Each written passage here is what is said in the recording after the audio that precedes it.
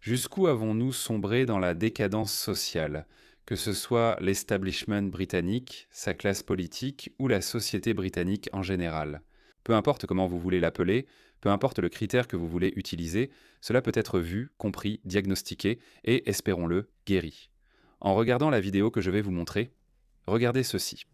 Regardez ces deux charmants musulmans qui travaillent pour le conseil municipal de Harrow en tant qu'inspecteurs du stationnement.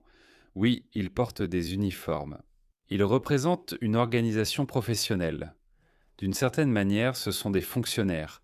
Ils devraient tous servir le public, mais leur comportement indique le contraire.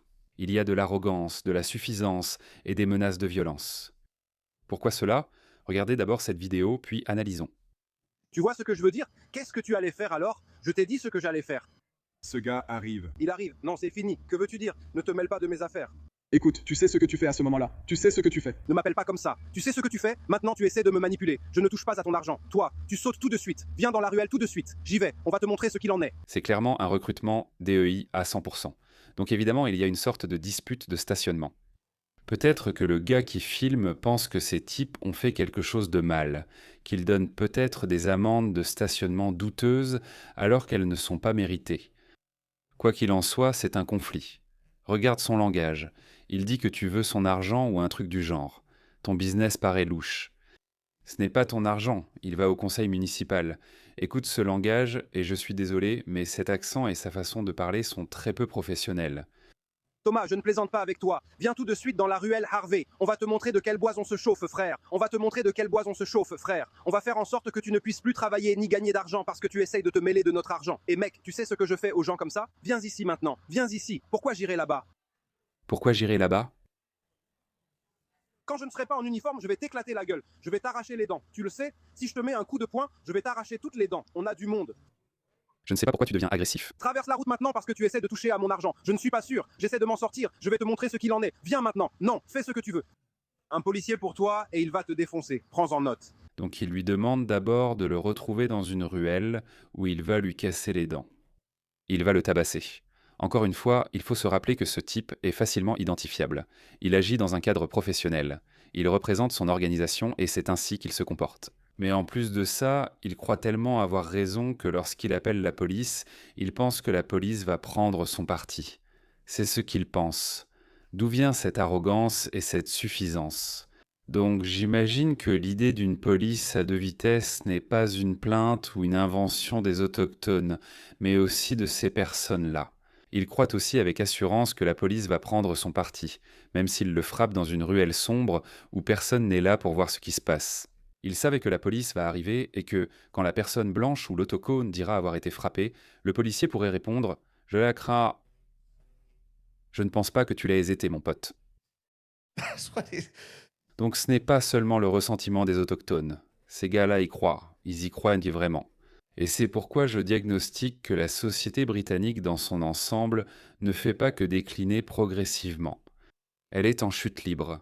Pourquoi un policier me tabasserait-il? À cause d'eux, car on travaille ensemble et tu l'ignorais. Traverse la route, on va te montrer. D'accord, cool. Puis-je te poser une question? Personne ne va perturber mon boulot, tu vois. Est-ce que je viens te faire perdre ton fric quand tu fais ta déco? Si t'es bon à rien, ok. Maintenant, j'arrive avec tous ces mouvements, je vais te foutre de la peinture partout. Frère. Bon, inutile de préciser que tout ce qu'il s'imagine dans sa tête n'est pas approprié. Donc ce type, un compte inconnu, Qu'est-ce que tu vas faire? c'est un compte inconnu. Donc évidemment, il a créé un compte anonyme parce qu'il craint vraiment qu'il y ait un retour de bâton de la part de la communauté musulmane.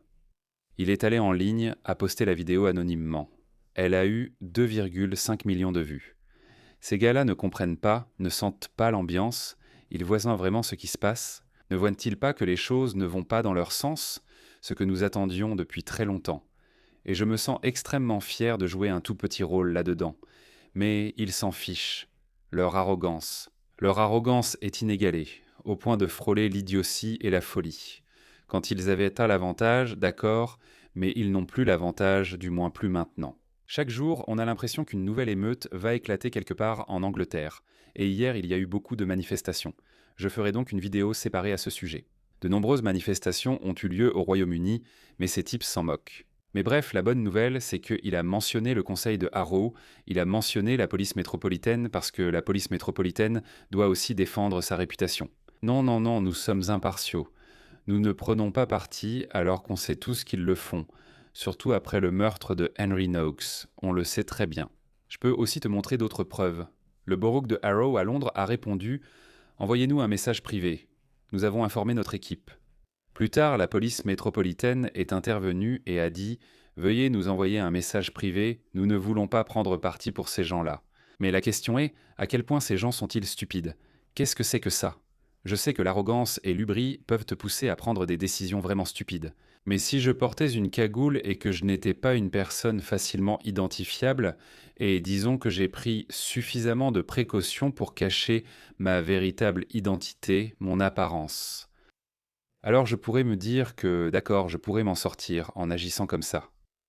Ces gens sont tellement stupides ou arrogants, je ne sais pas lequel. Voilà. C'est sans importance à ce stade, ils savent qu'ils sont filmés et ils ne peuvent pas contrôler leur impulsion au point de proférer des menaces criminelles. Ils devraient être arrêtés, mais apparemment ils ont été licenciés. Mais je voulais comprendre cet état d'esprit et je voulais vous montrer que ces types ne sont pas le problème. Ils sont le symptôme d'un problème bien plus vaste qui a été ignoré pendant très longtemps. Espérons que cela ne sera plus ignoré. Regardez ça. Laurence Fox, un patriote reconnu, pas un raciste. Sa femme est métisse. D'après ce que je comprends, c'est un nationaliste civique. Il critique cela. Alex Armstrong, journaliste de JB News, a dit « Déportez-les tous, rien d'autre n'arrêtera cela. Ils doivent tous partir. » Il a dit cela après la tentative de décapitation à Belfast. Et Owen Jones, un fou éveillé, a quand même répondu à cela. Donc, il dit juste qu'il a absolument raison.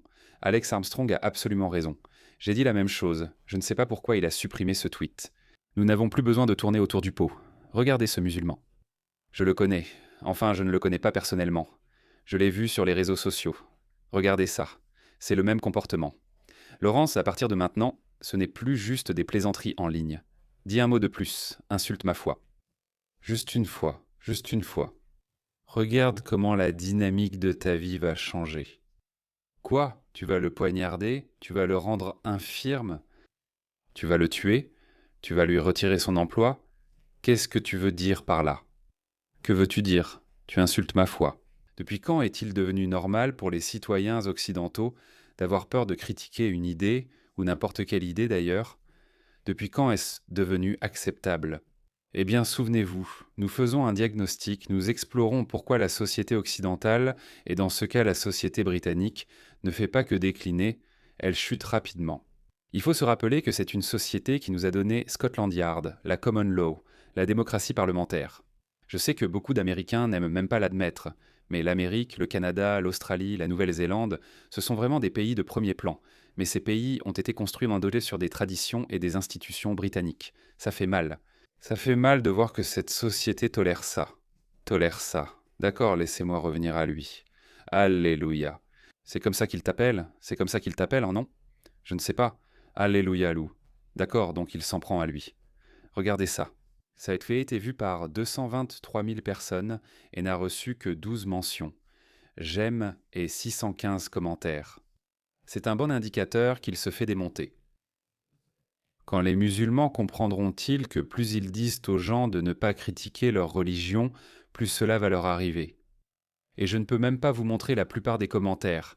Les gens sont en train de démonter l'islam, de détruire complètement l'homme le plus grand que le monde ait jamais connu, selon les musulmans. Et ils continuent parfois de citer cet auteur comme s'il était une autorité universelle sur le sujet. Il se fait ridiculiser, démolir, détruire, humilier. Personne ne se moque de Krishna. Vous savez pourquoi? Les hindous ne demandent pas partout qu'on ne parle pas de leur figure sacrée. Leur culture nous a d'ailleurs donné l'expression « vache sacrée ». Vache sacrée, pardon.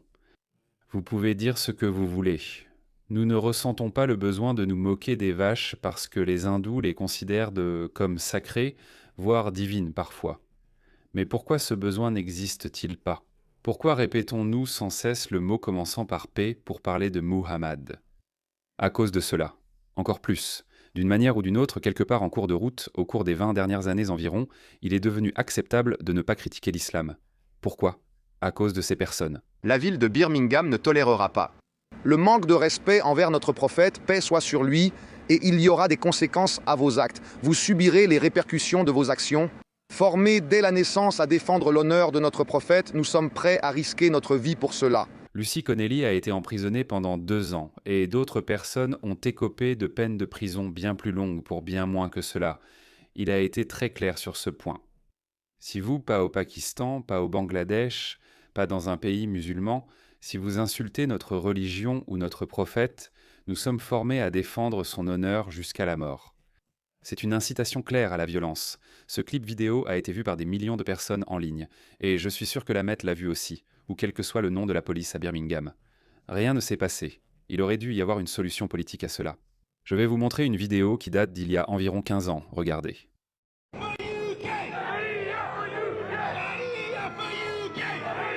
Ceci est une incitation ouverte au renversement de la démocratie britannique. C'est un appel ouvert à cela. C'est une provocation ouverte envers les natifs du pays. Pourtant, rien n'a été fait. Si ces personnes avaient été rassemblées, arrêtées et simplement traitées de cette manière. La justice britannique traite les natifs comme Lucie Connelly et tant d'autres personnes qui ont été arrêtées simplement pour avoir publié des tweets inoffensifs, qui sont en réalité plus conformes aux normes britanniques. Il est tout à fait normal, d'un point de vue occidental, de critiquer les religions, les dieux, les prophètes, pas les vaches sacrées, mais ils permettent cela. Et pourquoi les musulmans pensent-ils qu'ils peuvent s'en tirer ainsi ? Pourquoi ces deux idiots pensaient-ils qu'ils allaient s'en sortir en disant ces choses, même devant la caméra ? Pourquoi pensaient-ils cela ? Eh bien, à cause de cela, comme je l'ai dit, ce n'est pas un hasard. Notre infrastructure civile, notre ordre social, nos institutions sont en déclin parce qu'il y a des acteurs qui y travaillent activement. Regardez ça. Ils ont essayé de faire cela discrètement. La police qui a renvoyé un bénévole pour avoir remis en question l'islam a dépensé l'équivalent de 46 salaires d'agents pour la DEI. La DEI. Il faut être sensible envers ces personnes. Il faut faire attention. On ne tolérera pas les insultes à leur foi, à leur culture ou d'autres comportements similaires. Voilà la DEI en résumé. C'est comme ça qu'ils ont contaminé et sapé les traditions et les normes britanniques depuis des décennies. Regardez ça. Laissez-moi vous montrer quelque chose d'encore pire. Ils ont essayé de faire ça juste sous notre nez, en pleine vue, mais d'une certaine manière en secret. La police du sud du pays de Galles a ordonné aux agents d'enregistrer les commentaires qu'ils estiment aller au-delà de la critique légitime de l'islam. Qui sont ces agents ? Sont-ils spécialistes de l'islam ? Sont-ils spécialistes en philosophie et histoire ? Et sont-ils des politologues ? Non. Ils ont essayé de faire taire les autochtones. Ils ont essayé de faire taire la critique. Désolé, ils ont essayé de faire taire les gens qui critiquaient l'islam à travers des règles et des principes totalement arbitraires qui n'étaient même pas définis. Il y a une lettre officielle à ce sujet. Voici la lettre officielle qui est déjointe. Donc, cela a été fait le 6 juin. Heureusement, certaines personnes s'en sont rendues compte. Des gens comme nous, enfin, pas moi. En fait, je pensais à faire une vidéo, mais c'est à quel point les choses changent et évoluent rapidement. Bref, ils viennent tout juste de se rétracter. Ils ont abandonné l'idée. Écoutez cette dame. La police du sud du pays de Galles a essayé d'introduire une loi sur le blasphème islamique en douce. Ils ont demandé à leurs agents d'enregistrer ce qu'ils considéraient comme des critiques illégitimes de l'islam. Concrètement, cela voudrait dire que chaque agent déciderait de ce que les gens peuvent ou ne peuvent pas dire à propos d'une religion en particulier. C'est une atteinte à la liberté d'expression. C'est un exemple de police à deux vitesses et cela n'a aucun fondement juridique. Et cela n'est pas sans conséquence. Toute personne jugée avoir dit quelque chose de déplacé aurait une mention négative à son nom et cela pourrait ressortir lors de vérifications d'emploi futures.